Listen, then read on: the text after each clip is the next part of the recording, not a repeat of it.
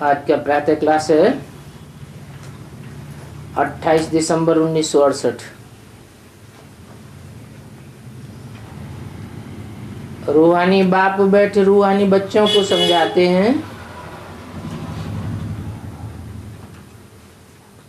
क्या नई बात समझाते हैं? बच्चे सुनते तो रहते हैं। ये जो ऊपर में जाने वाले हैं,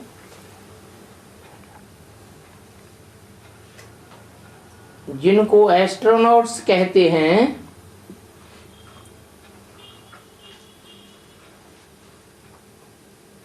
तुम सभी अपन को आत्मा जानते हो और तुम्हारा बाप आकर तुम आत्मा को सिखलाते हैं। वो तो सिर्फ मून तक जाने की कोशिश करते हैं। कितना खर्चा करते हैं और ऊपर जाने में उनको बहुत डर रहता है। अभी तुम अपने ऊपर विचार करो, तुम कहाँ के रहने वाले हो? वो तो चंद्रमा की तरफ जाते हैं।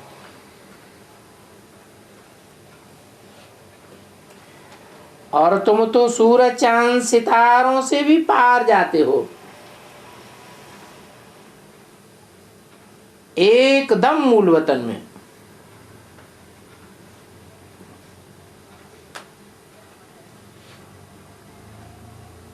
तो तुम्हारे में और उनमें फर्क क्या हुआ? उनकी पहुंच कहां तक है? चंद्रमा तक उनकी पहुंच है।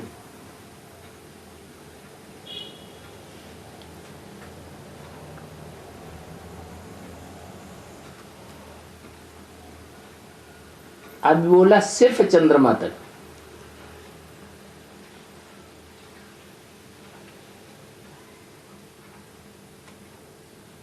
तुम तो सूरज से भी पार जाते हो। वो लोग जो ऊपर में जाते हैं, उनको बहुत पैसे आदि मिलते हैं। ऊपर में चक्र लगाने की उनको लाखों रुपए की परसेंटेज मिलती।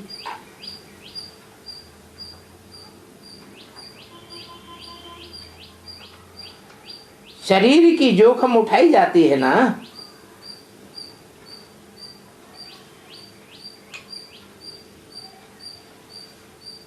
तो लाखों रुपए प्रेजेंट्स में पाते हैं। वो है उनका साइंस का घमंड।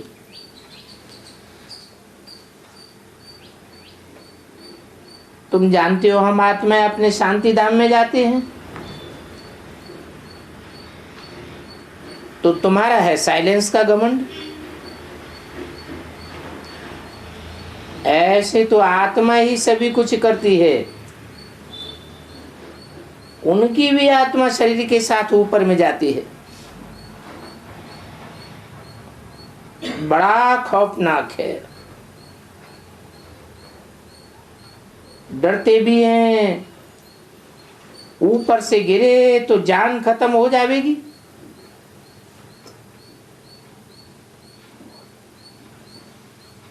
वे सभी हैं जिस्मानी हुनर। तुमको तो बाप रूहानी हुनर सिखाते हैं। इस हुनर को सीखने से तुमको कितनी बड़ी प्राइज मिलती है। 21 जन्म की प्राइज मिल जाती है। मिलती तो नंबरवार पुरुषार्थ अनुसार है। आजकल गवर्नमेंट लॉटरियां भी निकालती है। तो ये बात तुमको क्या प्राइज देते हैं और क्या सिखलाते हैं? तुमको बिल्कुल ऊपर में ले जाते हैं,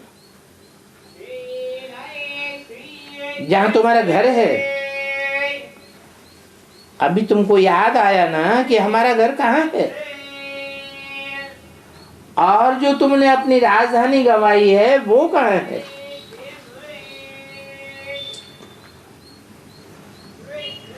रावण ने राजधानी छीन ली थी। अभी फिर से हम अपने असली घर जे आते हैं और राजाई भी पाते हैं। मुक्ति धाम हमारा घर है।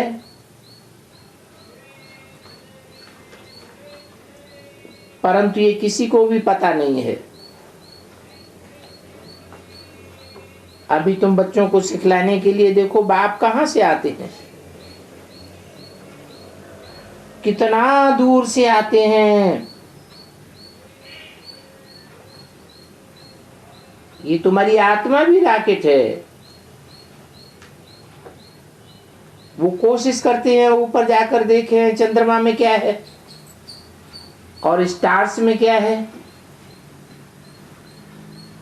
तुम बच्चे जानते हो ये तो इस मांडवे की बत्तियां हैं। जैसे मांडवे में बिजलियां लगाते हैं, म्यूजियम में भी बिजलियों की चमक करते हो। और ये है फिर बेहद की दुनिया। इसमें ये सूरज चांद सितारे रोशनी देने वाली बत्तियां हैं। मनुष्य फिर समझते हैं सूरज चंद्रमा ये देवताएं, परंतु वो कोई देवता तो नहीं है। अभी तुम समझाते हो बाप कैसे आकर हमको मनुष्य से देवता बनाते हैं। ये ज्ञान सूर्य और ये ज्ञान चंद्रमा और तुम ज्ञान लकी सितारे।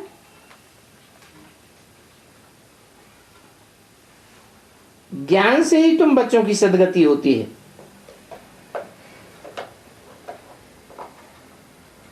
तो तुम कितना दूर जाते हो। बाप ने घर जाने का रास्ता बताया है। सिवाय बाप के और कोई भी वापस घर नहीं जा सकते। क्यों नहीं जा सकते?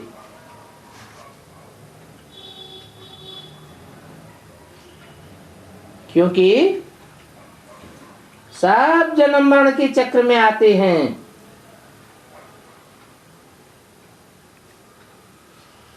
मृत्यु एक ऐसा हादसा है,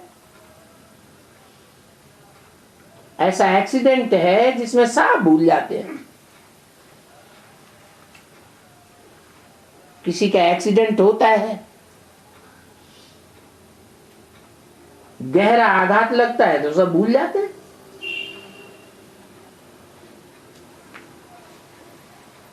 तुम तो जानते हो कि जब बाप आकर के हमको शिक्षा देते हैं तब ही तुम जाते हो। ये भी समझते हो कि हम आत्मा पवित्र बनेंगे तभी अपने घर जा सकेंगे। जब तक अपवित्रता का लेप छेप है घर तो वापस नहीं जा सकते। घर जावेंगे फिर या तो योग बल से या तो मोचरे के बल से या फिर कर्म भोग से। पाप तो कट नहीं है। बाप तो समझाते रहते हैं जितना बाप को याद करेंगे उतना तुम पावन जरूर बनेंगे। याद नहीं करेंगे तो पतित ही रह जाएंगे। फिर पावन बनने के लिए तुमको बहुत सजाएं खानी पड़ेंगी और जितनी सजाएं खावेंगे उतना ही पद भी भ्रष्ट हो जाएगा। ये पद क्या है? ईश्वर के बच्चे। पद भ्रष्ट हो जाएगा। अर्थात जो बड़ी से बड़ी माला है मनुष्यों की 500-700 करोड़ की माला है, उसमें पद नीचे गिरता जाएगा।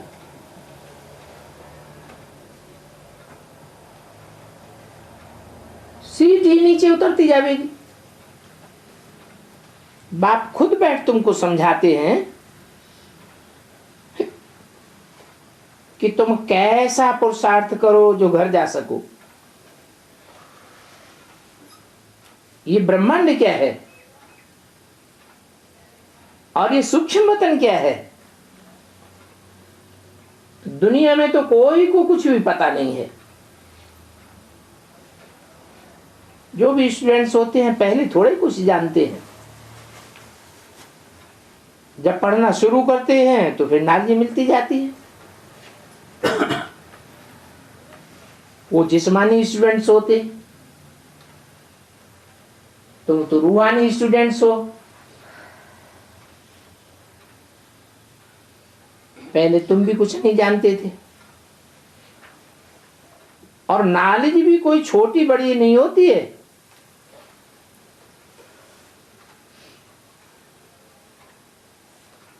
हाँ, नॉलेज का विस्तार हो जाता है।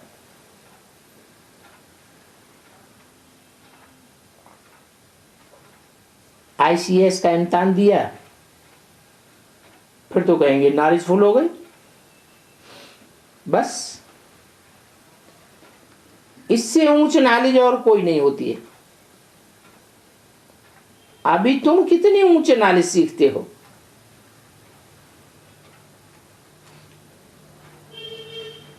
तो बाप तुमको पवित्र होने की युक्ति बताते हैं। बच्चों, माम एकम याद करो।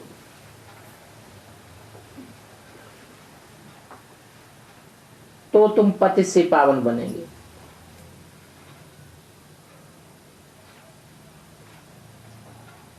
पावन से पतित कैसे बने? जो बाप युक्ति बताते हैं, रावण उल्टी युक्ति बताते हैं, तो तुम पतित बन जाते हो। असल में तो तुम पावन आत्माएं थे। जब पावन आत्माएं थे तो तुम बहुत हल्के फुल्के थे। अभी पतित बने हो तो पापों का बोझा सिर पर कितना चढ़ा हुआ है। ऊपर उड़ना चाहो तो भी बार बार बुद्धि नीचे आ जाती है। पहले तो तुम इतने ऊपर अपने घर में ही रहने वाले थे। तब आत्मा कैसी थी? पवित्र थी। जब तुम सतयुग जीवन मुक्ति में होते हो तुम, तो सब बाकी कहां होते हैं?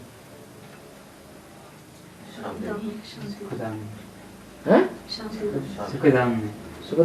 जब तुम सतयुग में होते हो तब, और सब कहां होते हैं? हाँ, सब मुक्ति में रहते हैं। कैसे मुक्ति? दुख दर्दों से भी मुक्ति हो जाती है और सुख भी उनको नहीं मिलता। सुखों से भी मुक्ति तो दुखों से भी मुक्ति कहाँ? शांति धाम में। और तुम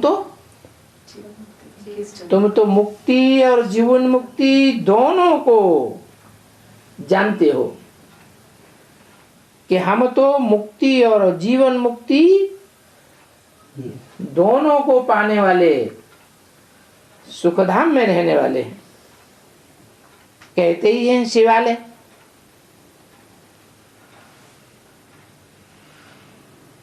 तुम सुख भी पाते हो और शांति भी भरपूर पाते हो। और शिव बाबा क्या पाते हैं? शांति। शिव बाबा सिर्फ मुक्ति में रहते हैं। हम बच्चे आत्माएं भी रहते हैं मुक्ति में।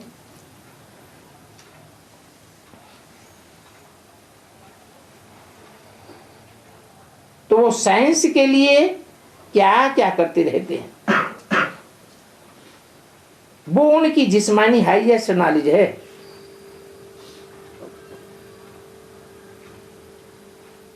ये फिर हाईएस्ट रूहानी नॉलेज। वो कहते हैं सूरज चांद के ऊपर जाकर रहेंगे।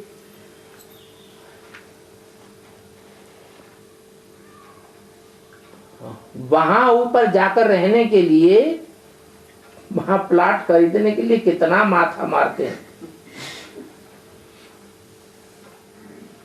अब सूरज पर कोई रह सकता है क्या? नहीं। वहां प्लाट खरीदेंगे।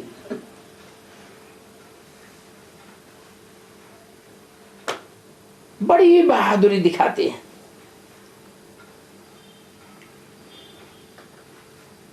दिखाते हैं हम इतने मल्टी मिलियन माइल्स ऊपर में जाते हैं। पूरा टाइम रखा हुआ है। ऐसे करते करते जब उनकी आस पूरी नहीं होगी और तुम्हारी अचानक आस पूरी हो जाएगी। उनका है झूठा जिस्मानी घमंड और तुम्हारा है रूहानी घमंड। जिस्मानी घमंड झूठा क्यों?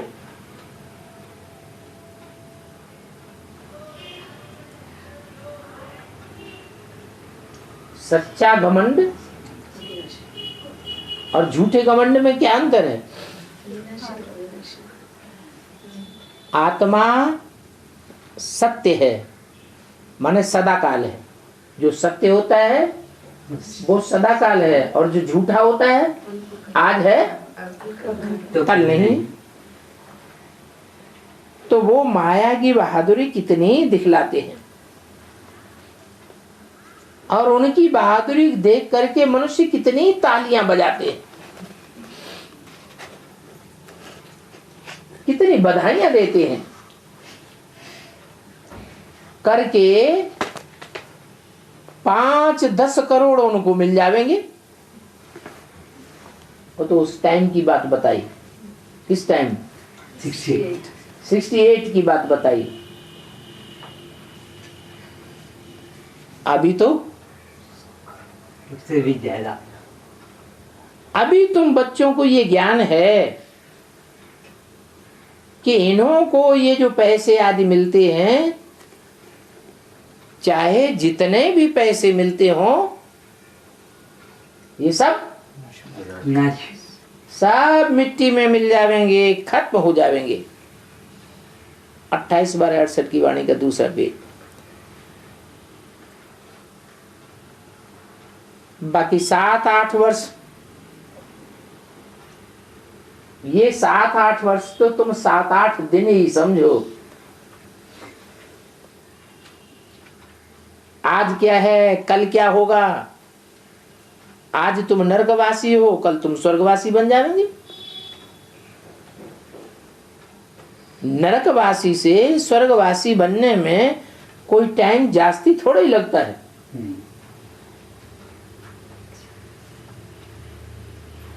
तो उन्हों की है जिस्मानी ताकत और तुम्हारी है रूहानी ताकत, जो सिर्फ तुम ही जानते हो। वो जिस्मानी ताकत से कहां तक जाएंगे?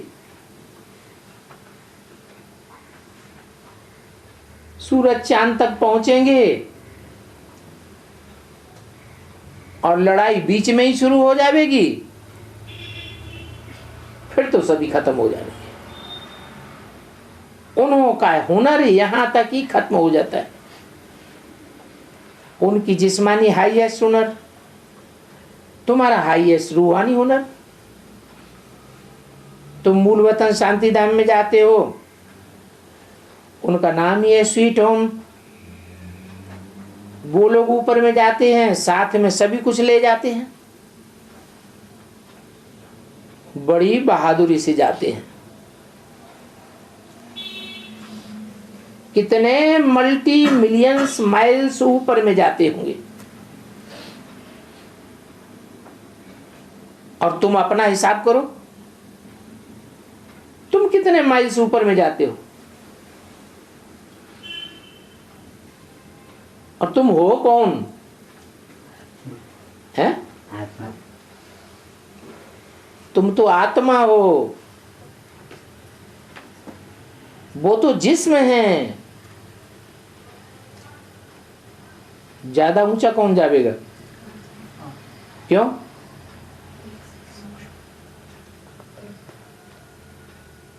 आत्मा हल्की या जिस्म हल्का?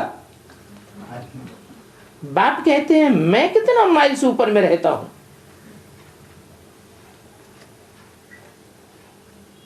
सबते परे ते परे कौन रहता है?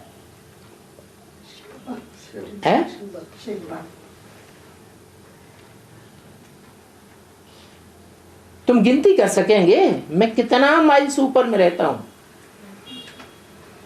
उनके पास तो गिनती होती है, बतलाते हैं हम इतने माइल्स ऊपर में गए, फिर लौट भी आते हैं। बड़ी खबरदारी रखते हैं कि हम ऐसे ऐसे उतरेंगे, ऐसे ऐसे करेंगे। दुनिया में बहुत आवाज हो जाता है। तुम्हारा क्या आवाज होगा जब तुम जावेंगे? तो क्या आवाज होगा?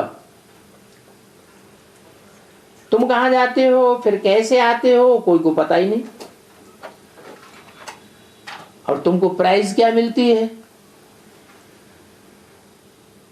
ये भी तुम जानो, दुनिया में कोई नहीं जानते।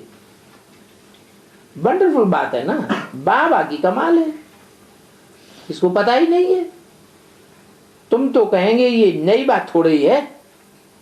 क्यों? अरे नई बात नहीं है। क्यों?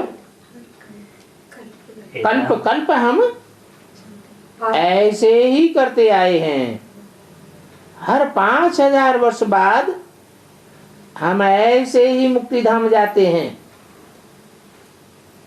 वो तो अपनी यह प्रैक्टिस करते रहेंगे। तुम इस सृष्टि रूपी ड्रामा के आदि मध्य अंत ड्यूरेशन को अच्छी तरह जानते हो, तो तुमको कितना नशा रहना चाहिए। बाबा हमको क्या क्या सिखलाते हैं, बहुत ऊंचा पुरुषार्थ करते हैं और फिर भी करेंगे, परंतु ये सभी बातें दुनिया में और कोई नहीं जानते हैं। बाप गुप्त है। तुमको कितना राज समझाते हैं, कितनी नॉलेज देते हैं। उन लोगों का जानना है हद तक, और तुम तो बेहद में जाते हो। वो चंद्रमा तक जाते हैं, अभी वो तो बड़ी बड़ी बत्तियां और तो कुछ है नहीं। उनको धरती नीचे बहुत कुछ देखने में आता है। किनको?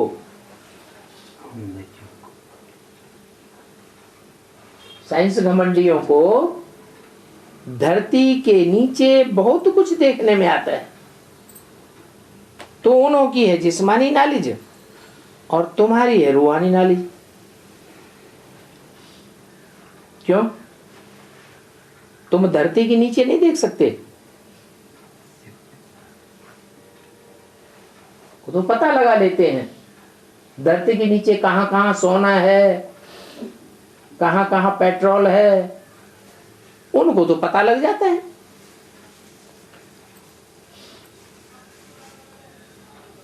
और तुम्हारी नॉलेज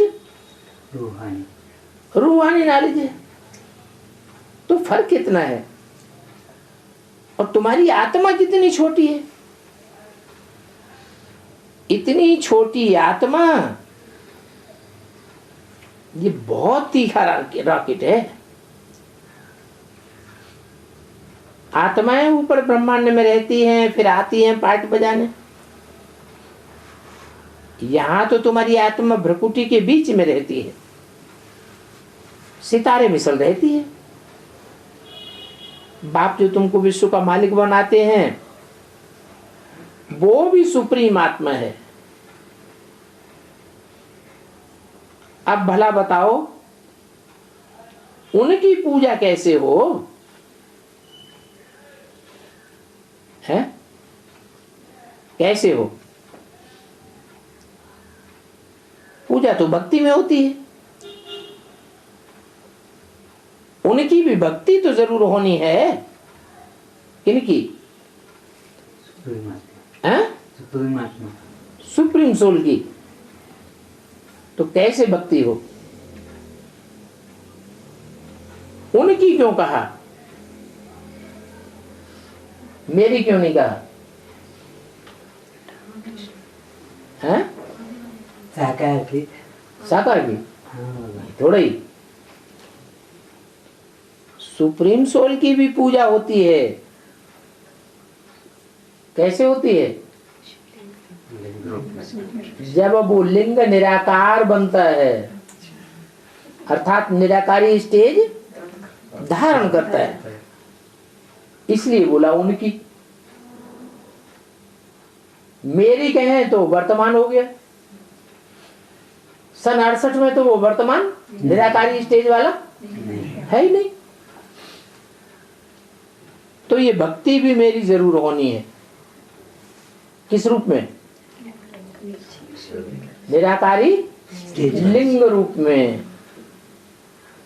बाप ने समझाया है आधा कल्प है ज्ञान दिन। ज्ञान से दिन होता है ना, ज्ञान रोशनी है, और आधा कल्प है भक्ति रात। भक्ति तो करते हैं लिंग की, लेकिन ज्ञानी होकर करते हैं या अज्ञानी होकर करते हैं?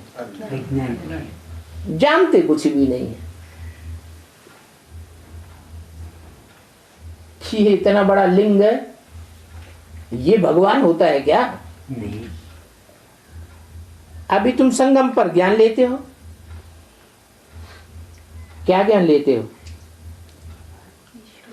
तो सुप्रीम सोल की भक्ति का क्या ज्ञान लेते हो? अरे हाँ, वो क्या ज्ञान है? सुप्रीम सोल की भक्ति जो होती है आत्मा का ज्ञान। हाँ? आत्मा का ज्ञान लेते हैं।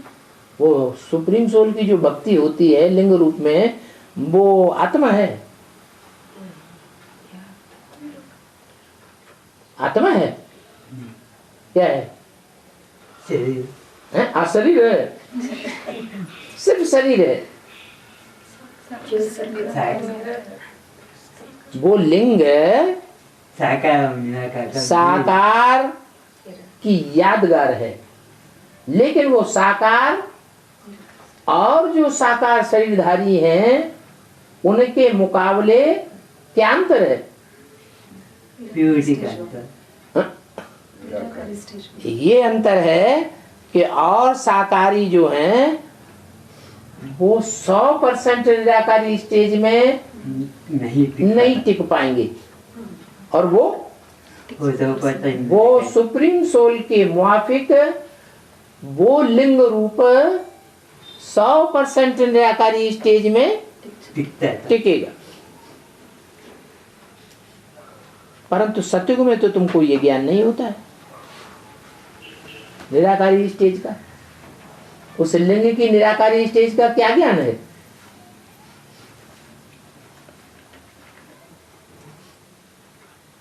वो लिंग निराकारी स्टेज में है, इसका ज्ञान क्या है तुम्हारे पास?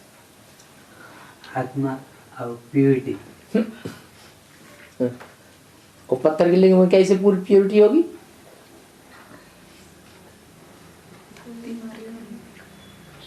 यही ज्ञान है कि हाथ पांव नाक आंख कान इंद्रियां आदि होते हुए भी ऐसी स्टेज बनती है जैसे कि है ही नहीं। आंखें होते हुए भी जैसे कि है ही नहीं, कान होते हुए भी जैसे कि है ही नहीं। ये कैसे? अरे कान है तो होते हुए कैसे नहीं है? क्या प्रूफ हो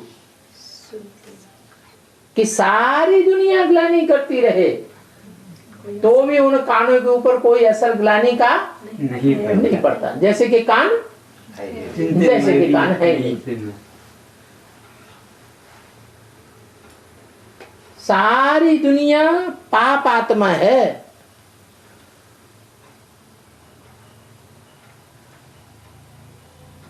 पापों को देखने के लिए आता है आंखों का लोन लेकर, लेकिन उसका असर होता है नहीं।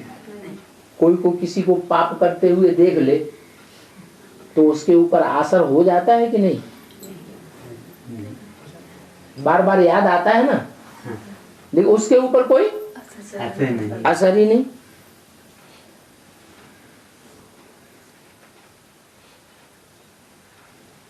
तो सतयुग में ये ज्ञान तुमको नहीं होता है, भक्ति का ज्ञान नहीं होता है। यहाँ कहाँ होता है? संगम में होता है। इसीलिए ये परसोत्तम संगम योग गाया जाता है। क्या गाया जाता है? कैसे गाया जाता है? अरे गाया जाता है कि नहीं गाया जाता है? कैसे? 9 लाख से ना पुरुषोत्तम मास मनाते हैं हर चौथी वर्ष।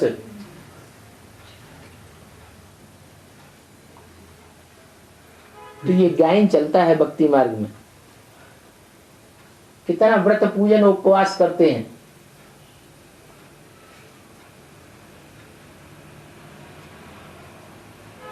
ये कहाँ की यादगार है? यहाँ संगम में यादगार बनती है।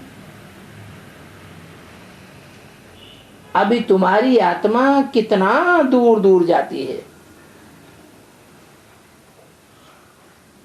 क्योंकि तुम जिस्मानी जो भार पने की स्टेज है, वजन वाली स्टेज है, उसको छोड़कर क्या बन जाते हो? रूहानी आत्मा हल्की फुल्की बन जाते हो। तो तुमको कितनी खुशी होती है। और जो भूत प्रेत बनते हैं वो नहीं स्थूल शरीर छोड़ते हैं? नहीं छोड़ते हैं। वो भी तो स्थूल शरीर छोड़ देते हैं। फिर उनको इतनी खुशी क्यों नहीं होती जितनी देवात्माओं को होती है? उनके ऊपर पापों का बोझ है, पापों का बोझ। हाँ, भले उनकी आत्मा सूक्ष्म शरीर धारण कर लेती है, परंतु सूक्ष्म में पापों का बोझ बहुत रहता है। सूक्ष्म शरीर धारण करने वालों के ऊपर पाप बहुत होते हैं। जब तक वो निराकारी स्टेज धारण न करें, जैसे ब्रह्मा की सोल है, सूक्ष्म शरीर तो है, तो भारी है, उनको उस आत्मा को भारीपन महसूस होता है या हल्कापन महसूस होता है? हल्कापन महसूस तो होता है। इस दुनिया में तो 1 सेकंड में कहीं भी जा सकती है, लेकिन वो हल्कापन भी उनको भारी महसूस होता है, क्योंकि एकाग्रता नहीं है। जो एकाग्रता बाप आकर सिखाते हैं, पॉइंट पर टिकना, वो एकाग्रता उनके अंदर नहीं, भटकते रहते हैं। तुमको तो कितनी खुशी होती है, कितना हल्कापन आ जाता है। तो बाप ये तुमको हुनर सिखलाते हैं। क्या हुनर? आत्मिक स्टेज में टिकने का हुनर सिखलाते हैं। वो हुनर सीखते हैं साइंसदान, तो हुनर अपना दिखाते हैं तो कहां से उनको 10-20 हजार मिले, परंतु कितना भी मिले, तुम तो समझते हो कुछ भी उनके साथ चलना नहीं। और तुमको जो हुनर सिखाया जाता है तो अपने लिए क्या समझते हो? तुमको क्या मिलता है? अरे कुछ मिलता है कि नहीं? फालतू हुनर सीख रहे हो मिलता हैं? मुक्ति। हमको ये हुनर मिलता है कि हम 21 जन्म के लिए आत्मिक स्टेज में टिक जाते हैं, भटकने करने की बात नहीं रहती।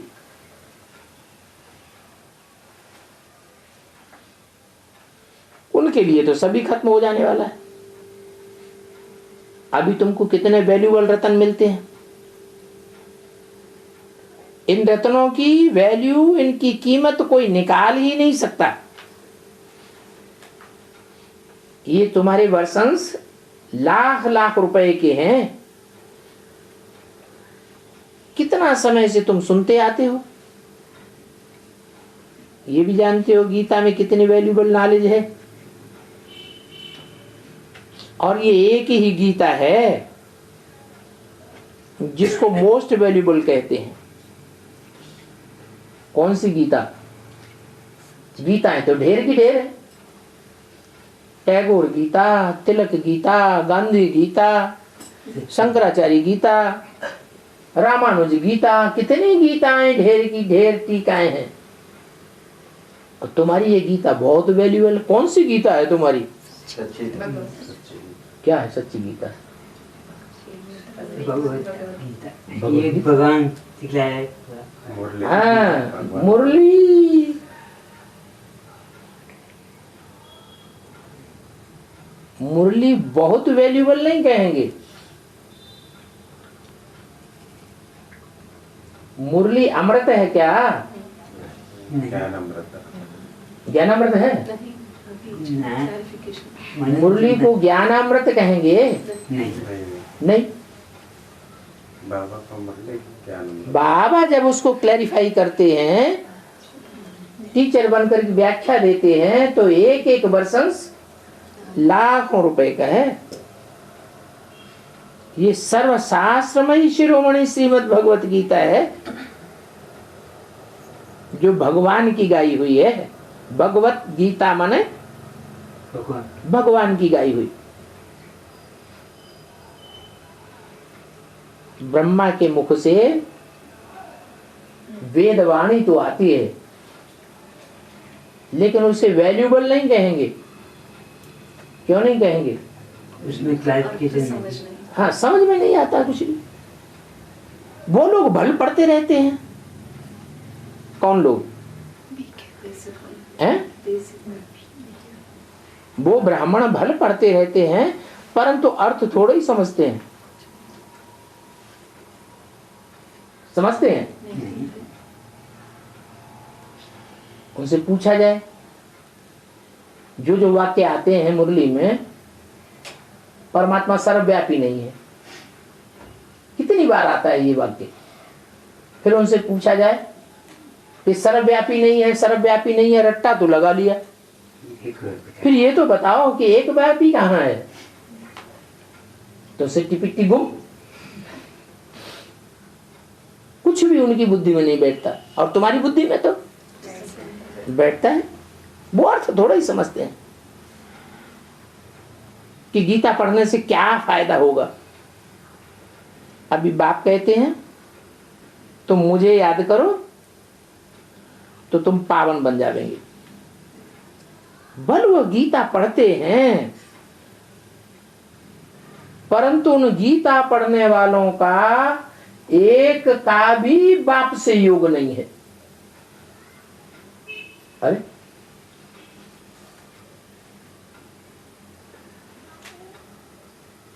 ऐसे है? हैं? क्यों जानते नहीं? वो जानते तो हैं। उनसे पूछो शिव बाबा कहाँ का रहने वाला, कहेंगे परमधाम का। वो साकार में कहाँ पर कब आता है? पुरुषोत्तम संगम युग पर आता है।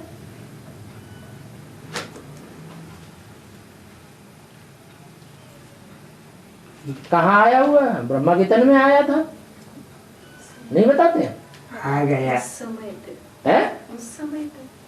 उस समय आ गया, माता के रूप में आ गया। हाँ। भगवान जो आते हैं वो माता के रूप में संसार में प्रसिद्ध होते हैं बाप के रूप कि गॉड फादर के रूप में प्रसिद्ध होते हैं? बाप टीचर से अभी शिक्षक के रूप में आना है। बाप कहते हैं, मुझे याद करो, बाप को ही सर्वव्यापी कह देते हैं। तो वो ब्राह्मण, वो ब्रह्मा कुमार कुमारी क्या सर्वव्यापी कहते हैं? नहीं, कहते तो नहीं है।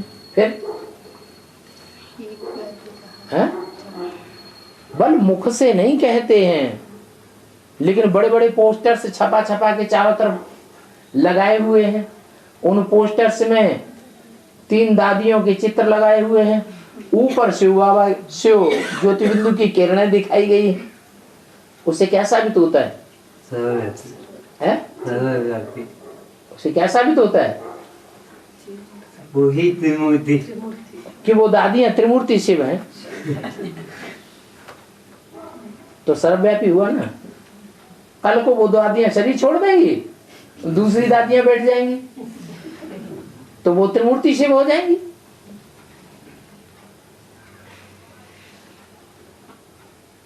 तो वो बाप को सर्वव्यापी समझ लेते हैं, तो वो पावन भी नहीं बन सकते। पावन कब बने?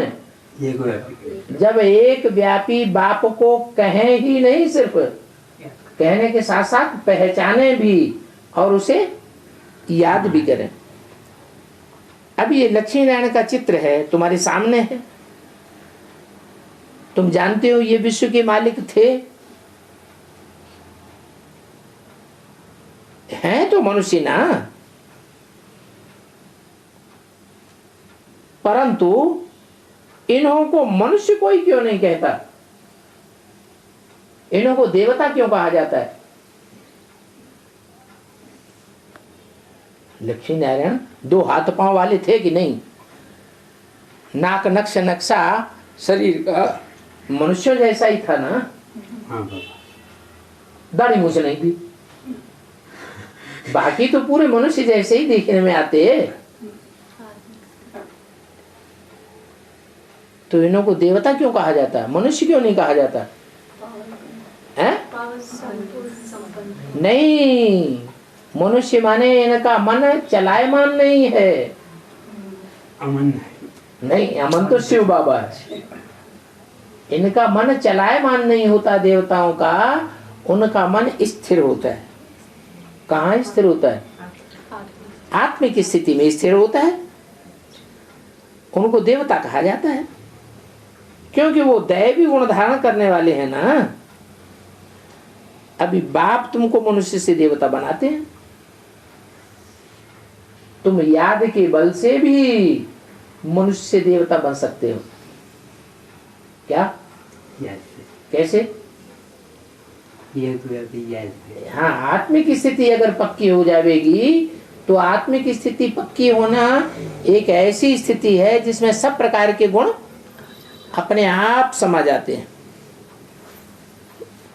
तुम जानते हो कि आत्माओं को पवित्र बन सभी को अपने घर जाना है। नई दुनिया में तो इतने मनुष्य नहीं होते हैं। कितने मनुष्य? जितना आज की पुरानी कलयुगी दुनिया में मनुष्य हैं, इतने मनुष्य नई दुनिया में हो ही नहीं सकते। बाकी सभी आत्माओं को जाना तो पड़ेगा। जो भी हैं इतने मनुष्य, जो भी मनुष्यों में आत्माएं हैं, उन सबको जाना तो पड़ेगा अपने घर। इस ज्ञान को सिवाय तुम बच्चों को और कोई समझ ही नहीं सकते। जो बाप तुमको समझाते हैं वही तुम समझते हो।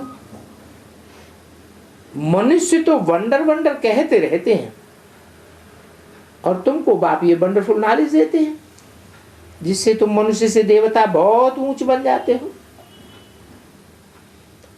तो ऐसी पढ़ाई पर इतना अटेंशन भी देना चाहिए ना।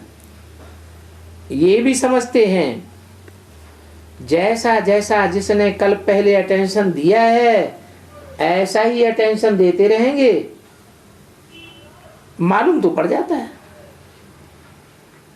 बाप सर्विस का समाचार सुनकर भी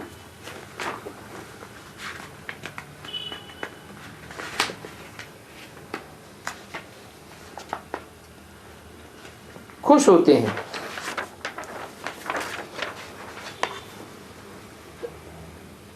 28-12-68 की वाणी का 3रा पेज। परंतु बाप को चिट्ठी ही नहीं लिखते हैं तो समझते हैं इनका बुद्धि योग कहाँ न कहाँ ठीक कर भीतर की तरफ लग गया है। इनको जरूर देह अभिमान आया हुआ है, बाप को ही भूल गए हैं। नहीं तो विचार करो, जब लव मैरिज होती है तो उनका आपस में कितना प्यार हो जाता है, कितना याद करते हैं। हाँ, कोई कोई की ख्याल मिट जाती है, तो बहुत ऐसे भी हैं जो मार भी डालते हैं।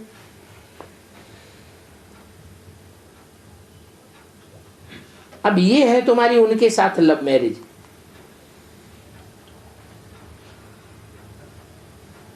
मेरे साथ नहीं,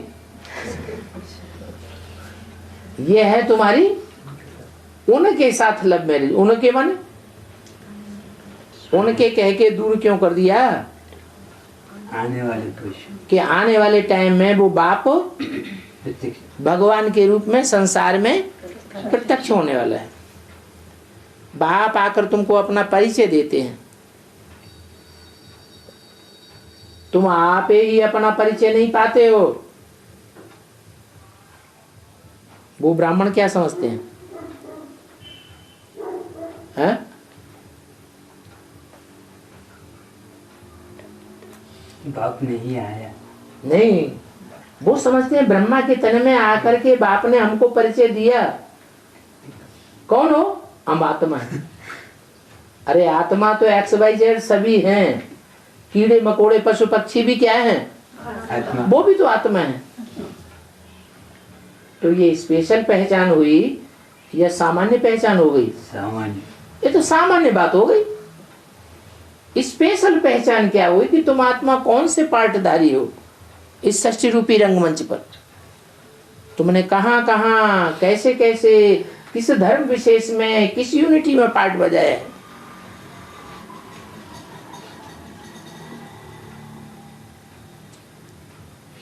तो तुमको बाप पाकर के परिचय देते हैं। क्या स्पेशल पहचान तुमको बाप आकर परिचय देते हैं और अपना परिचय भी आकर देते हैं। क्या? कि मैं एक व्यापी कौन हूं।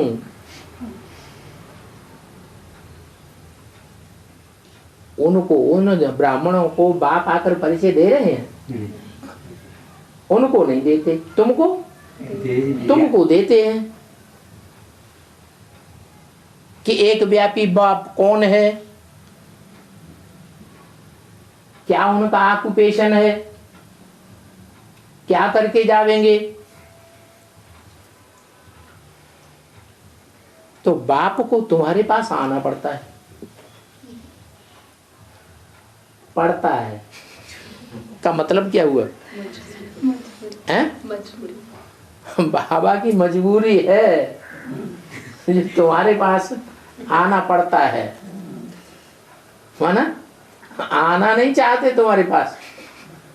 क्यों बाबा? क्योंकि तुमने ऐसे ऐसे पाप कर्म किए हुए हैं जब राजा बने थे तब। उन ब्राह्मणों के बीच में जो विजयमाला और विजयमाला का हेड पल रहा है, उनके पास नहीं जाता हूं। क्या है? वो पुण्य काम किए, वो पुण्य काम किए। आप समझ लो। क्यों क्यों कहते, पूछते क्यों पवित्रता है? पवित्रता है। हाँ, तुम आप ही अपना परिचय नहीं पाते हो, बाप को आना पड़ता है। ये पड़ता है वाली बात तो बड़ी कचोटती है। बाप आवेगा तब, कब आवेगा? अभी आया हुआ। अभी आया हुआ। आवेगा का मतलब क्या है? भविष्य में। आवेगा क्या? कोई चल करके आएगा? ट्रेन से या बस से या हवाई जहाज से आवेगा? आवेगा का मतलब क्या है? प्रवेश कर रहे। पता चलेगा तुम्हें? नहीं। तो फिर तब का अर्थ बताओ। बाप आवेगा तब, कब आवेगा? सब पता पड़ेगा। 76 में आवेगा तो पता पड़ गया सारी दुनिया को। नहीं। फिर कैसे कहें बाप आया? 76। बाबा ने तो कहा कि जब बाप आवेंगे तो सबके मुख से निकलेगा मेरा बाप, हमारा बाप। ब्रह्मा कुमारियों को नहीं, नहीं। सबका बाप आ गया। जो देखे जो सुने उसके मुख से अनायास ही निकले कि हमारा बाप आ गया। आ गया। अभी आज कहते हैं आ गया, कल कहते हैं दर्द तेरे की नहीं, हम तो ऐसे ही निश्चय पत्र लिख के दे दिया, पता नहीं जाने आया कि नहीं आया। 20 सन से आने लग पड़ते हैं। सो क्यों? अरे बच्चा पैदा होता है तो कोई ये कहता नहीं बच्चा पैदा नहीं हुआ? नहीं। पैदा हुआ तो हुआ, नहीं हुआ तो नहीं हुआ। बाप आएगा तब जबकि ये दुनिया पुरानी होगी। क्या अभी पुरानी नहीं हुई है?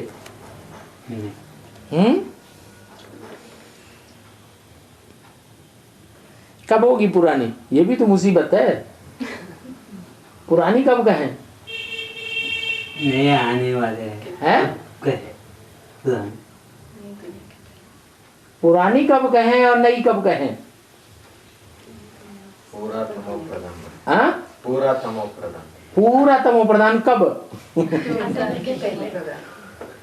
जब लाइन होगा तब। नहीं, पूरा तमो प्रधान तब कहें, पुरानी दुनिया तब कहें कि जिन बच्चों को बाप ने बेसिक नॉलेज दी वो तो बाप को पहचानते ही नहीं, सिर्फ सुनते हैं कि ये ऐसे कह रहे हैं कि बाप आया हुआ है साकार में। उनकी तो बात ही छोड़ दो। लेकिन जो बाप को पहचानते हैं और कहते हैं कि हमने जान लिया, लिख लिख करके भी दे देते हैं स्टाम्प पेपर पर, वो भी इतने तमो प्रधान हो जाएं कहें कि बाप आप कुछ नहीं आया हुआ है।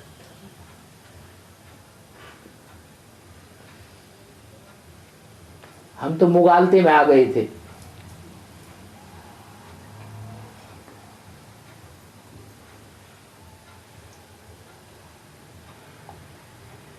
पुरानी दुनिया को नई दुनिया बनाने के लिए जरूर संगम पर ही आवेंगे। किसका संगम? पुरुषोत्तम। हाँ, पुरुषोत्तम संगम माने उसका कोई कोई कोई टाइम निश्चित है या नहीं है? निश्चित है। क्या टाइम है? 76 निश्चित है। वहां सारी दुनिया बोलने लगी कि आ गया। जब पूरा तमो प्रधान हो जाएगा। हाँ, जब पूरी दुनिया तमो प्रधान हो जाएगी तो बाहर की दुनिया तमो प्रधान है ही। हाँ, वो तो नहीं जानते बाप को। हाँ। लेकिन जो बाप को जानते थे फिर वंचित हो गए। अम्मा के रूप में जानते थे फिर वंचित हो गए। उनकी बात छोड़ दो। अब जो कहते हैं कि बाप आया हुआ है, एडवांस में भी। हाँ, एडवांस में भी कहते हैं आया हुआ है, और फिर कहने लगे कि नहीं ये तो झूठी बात निकली। कब बाबा? कब बाबा? नंबर कैसे बनेंगे? हैं? अरे नंबर बनेंगे कि नहीं? अव्वल नंबर कौन, दूसरा नंबर कौन, तीसरा नंबर कौन? बनेंगे। कैसे बनेंगे? निश्चय के ऊपर। तो निश्चय की परख क्या होगी? कोई का पहले निश्चय टूटेगा और कोई का बाद में निश्चय टूटेगा। लेकिन माया पछाड़ेगी, सबको पछाड़ेगी, किसी को छोड़ेगी नहीं। मतलब बाबा मुरली सुनना बंद करेंगे। मुरली सुनना बंद करेंगे? मुरली सुनना बंद करने से थोड़ा ही मुरली अंदर चलना बंद हो जाती है। बहुत से ऐसे हैं जो मुरली नहीं सुनते हैं लेकिन अंदर अंदर उनके मुरली चलती रहती है, विचार सागर मंथन भी करते रहते हैं। पर ये कैसे मालूम होता है उनको अनिष्ट आ रहे? तो जब अनिश्चय आएगा तो ग्लानि करेंगे या महिमा करेंगे? बाप की महिमा नहीं करेंगे, ग्लानि करेंगे। ग्लानि करने वालों के साथ मिल जाएंगे।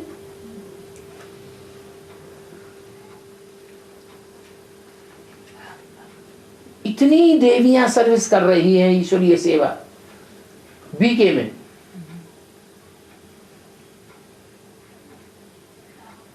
वो संगम युग में देवियों की तरह मानी जाती है कि नहीं? मानी जाती है। उनकी डूबी जा कैसे हो गई? होती है ना डूबी जा। होती है। ये तो बेसिक की ब्रह्मा कुमारियां हैं। इनके तो लाखों की तादाद में सेंटर नहीं खुले। तुम्हारे लिए तो बोला है तुम्हारी लाखों की तादाद में सेंटर्स खुल जाएंगे, करोड़ों की तादाद में मुरली छपने लग पड़ेगी। आज की दुनिया में कोई अखबार भी ऐसे नहीं होंगे, बिरले ही अखबार होंगे जो करोड़ों की तादाद में छप रहे हो। है कोई? नहीं। दुनिया में कोई ऐसा अखबार भी है जो करोड़ों की तादाद में छपता हो? नहीं। तुम्हारी मुरलियां करोड़ों की तादाद में छपने लग पड़ेंगी, ऐसी बोला मुरली। तो कितनी देवियां सर्विस कर रही होंगी दुनिया में?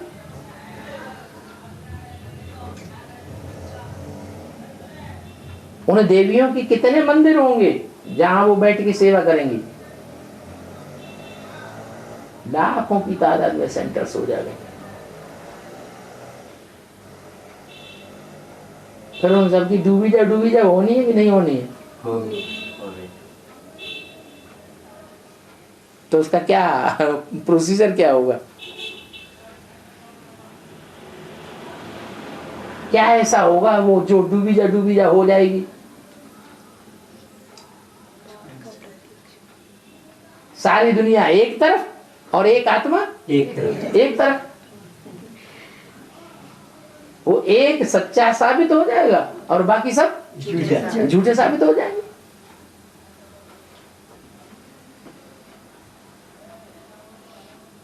ये है नई दुनिया और पुरानी दुनिया का संगम।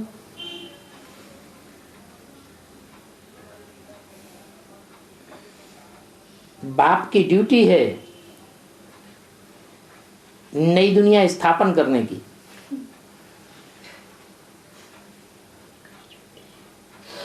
तुमको स्वर्ग का मालिक बनाए देते हैं।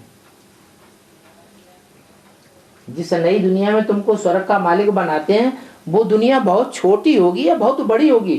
छोटी। कितनी छोटी होगी?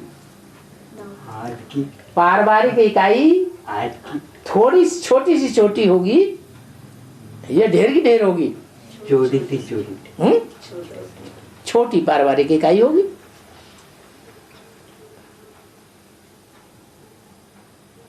कोई एक छोटा सा परिवार ऐसा तैयार होगा पहले। यथा राजा तथा उस परिवार में तथा प्रजा।